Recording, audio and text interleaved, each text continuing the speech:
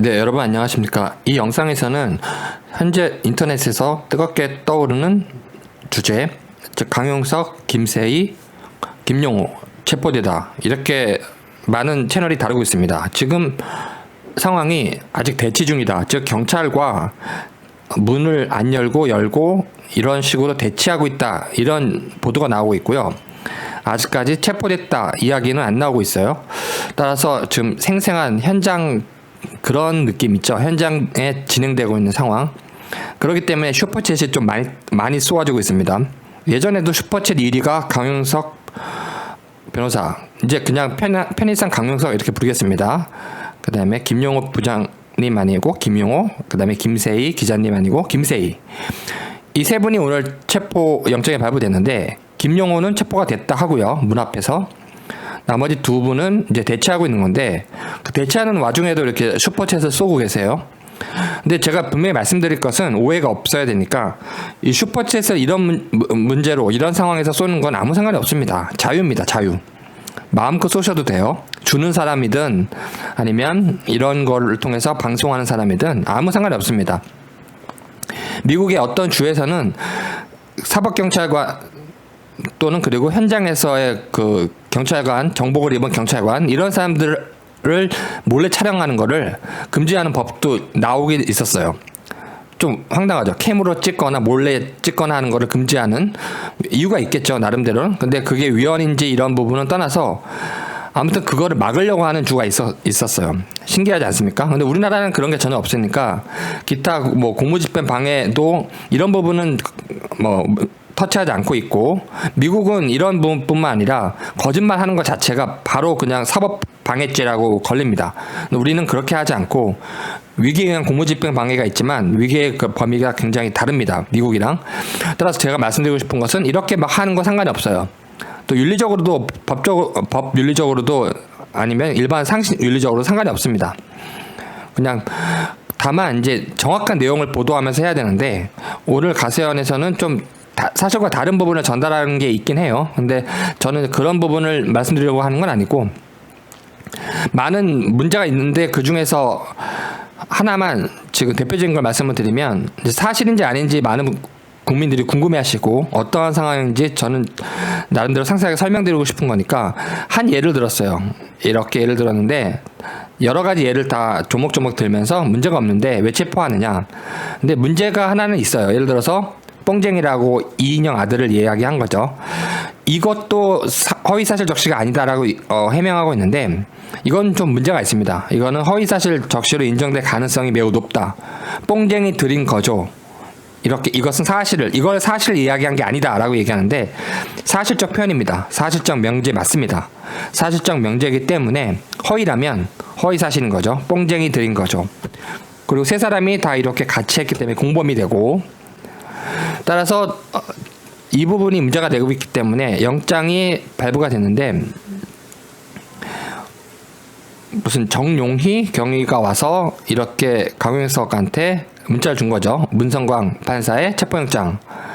그래서 문성광 판사가 이거를 발부한 이유가, 지금 내용을 보니까 공적 사안이라고 그러면서 이렇게 얘기하고 있잖아요. 슈퍼챗 쏠 때 대한민국에서 정권을 비판하면 체포되는. 그래서 기본적으로는 제가 공산당이랑 싸우고 중국 정권이랑 싸우고 시진핑이랑 싸우고 인권을 침해하고 자유민주주의를 침해하는, 법의 원리를 침해하고 헌법을 침해하는 사람들과 싸우기 때문에 기본적으로 가세연을 지지하는데, 기본적인 게 아무 의미가 없습니다. 쟁점별로 봐야 되고, 이 쟁점에서는 대한민국 정권을 비판해서 체포된 건 아니고요. 이렇게 아들, 자녀들 건드렸죠.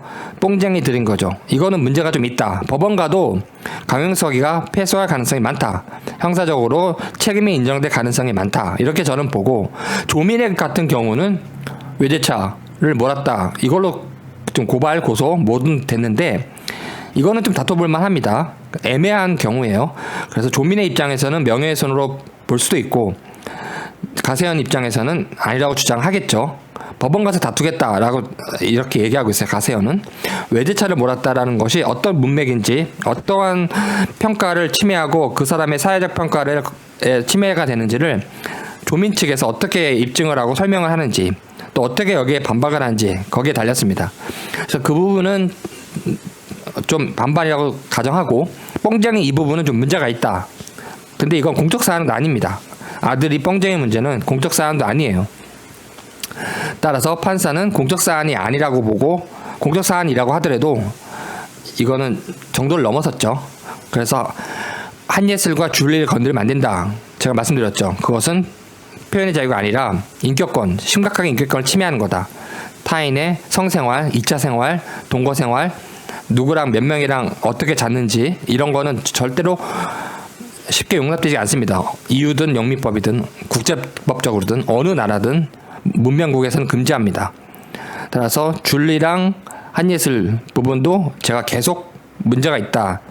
김용호, 강용석 이러면 문제가 있다라고 지적을 해왔고, 오늘 이 뽕쟁이도 이인영 아들, 뭐 이인영에 대한 공격은 알겠는데 조국에 대한 공격도 알겠는데 그 아들 딸에 대한 공격은 신중해야 됩니다. 한예슬과 줄리 같은 경우입니다. 신중해야 됩니다. 공적 사안이 아니에요. 공적 사안이 아닌데 표현이 되게 강했습니다. 사실적 명제입니다. 뽕쟁이 들인 거죠. 어떤 범주에 속한다, 어디에 빌롱된다라고 하는 그 범주에 속한 문제이기 때문에 사실적 명제 맞습니다. 따라서 허위라면 허위사실 유포가 맞아요. 따라서 해명을 잘해야 될 거고, 이 부분이 제가 봐도 좀 문제가 된다. 이 부분은.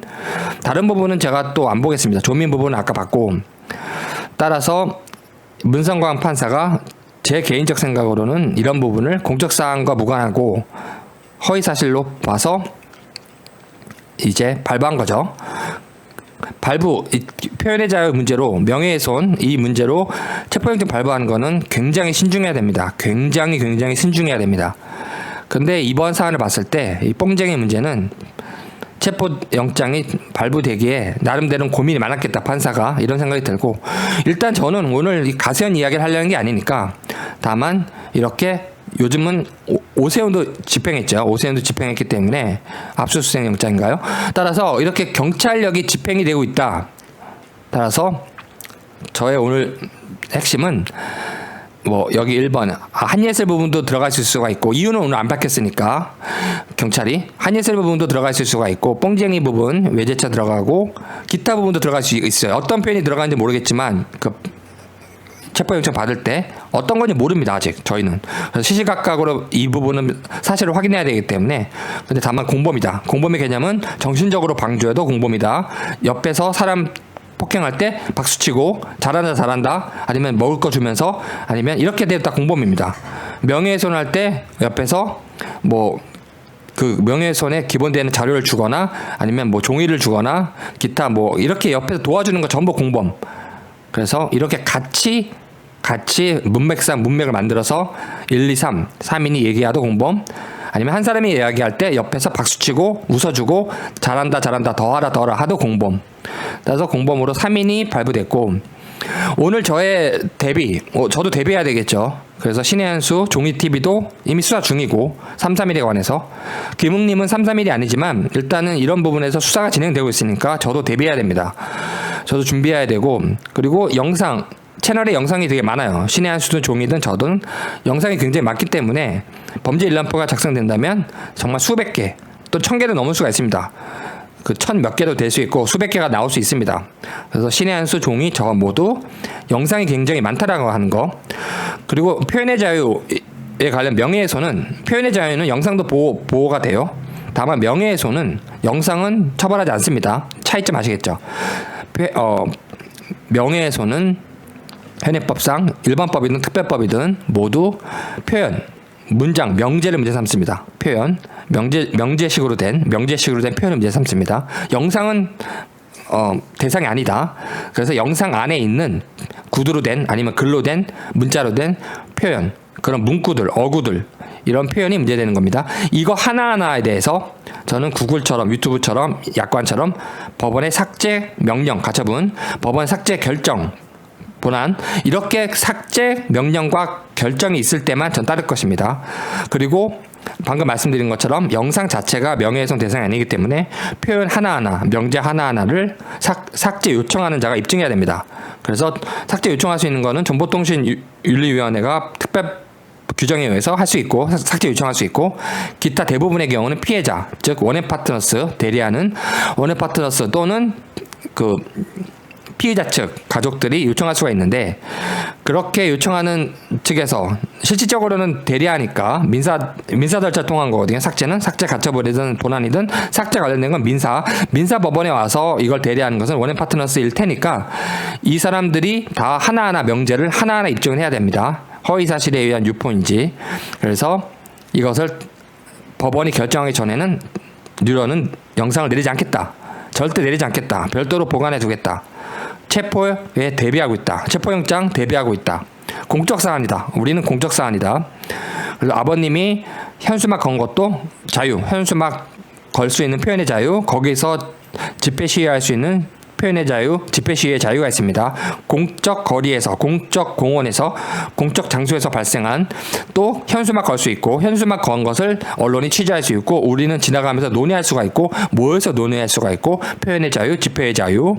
따라서 그것을 또 방송이 보도할 수가 있고, 아버님은 마음껏 현수막 아래에서 그 현수막 내용을 이야기할 수 있는 자유. 이것이 제가 말씀드린 Traditional Public Forum Doctrine. 표현의 자유의 뿌리, 표현의 자유의 연역, 핵심, 역사의 처음. 그래서 Traditional Public Forum Doctrine이라고 합니다. 미국 연방대법원에서 나온 표현의 자유, 전 세계로 퍼진 이 룰이거든요. 그래서 제가 정확하게 표현하려고 꼬은 거고 다른 이유가 없습니다. 그래서 정확하게 표현을 하려고 했기 때문에 Public Forum Doctrine. 따라서 이 룰에 의해서 아버님이 현수막 걸고 또 사람들이 지나가면서 보고 웅성웅성대고 서로 의견을 전달하고 언론이 개입해서 언론이 보도하고 여기에 대해서 얘기할 수 있는 겁니다, 여러분.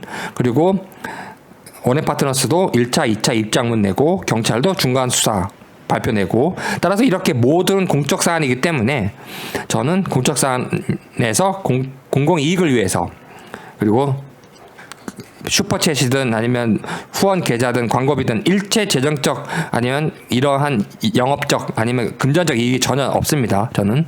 따라서 저는 순수한 공익을 위해서, 공공의 이익을 위해서 이걸 이렇게 다루었기 때문에 체포돼도 당당히 체포될 것이고 단 하나의 영상도 삭제하지 않을 것이며 법원의 판결만 따를 것이고 모든 영상은 별도로 보관해 두고 있습니다.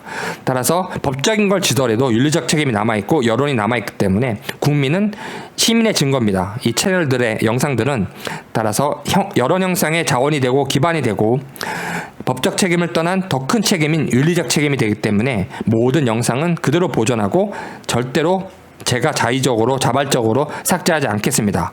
뉴런 연결도 대비하고 있다. 올 테면 와라. 다만 판사님들이, 사법부가, 법의 원리가, 헌법이, 국민들이 나를 지켜줄 것이다. 저 이렇게 생각합니다. 여러분 감사합니다.